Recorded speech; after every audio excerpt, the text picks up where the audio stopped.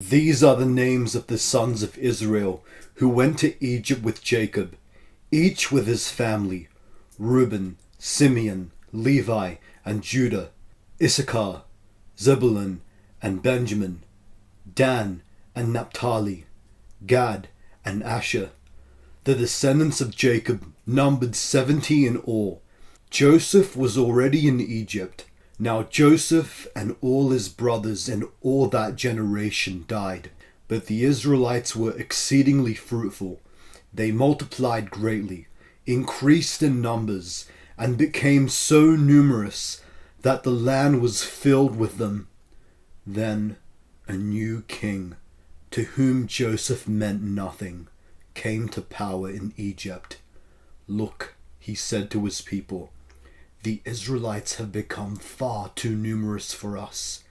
Come, we must deal shrewdly with them, or they will become even more numerous, and, if war breaks out, will join our enemies, fight against us, and leave the country."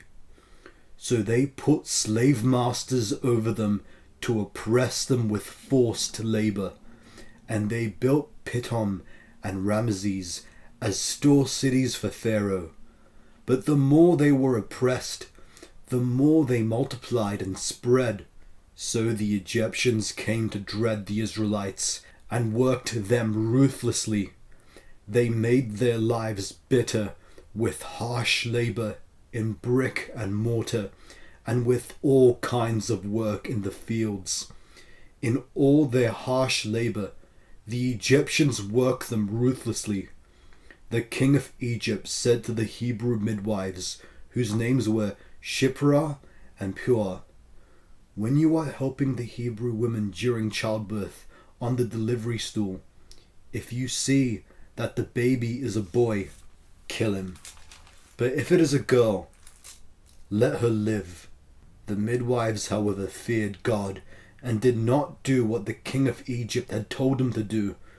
They let the boys live. Then the king of Egypt summoned the midwives and asked them, "Why have you done this? Why have you let the boys live?"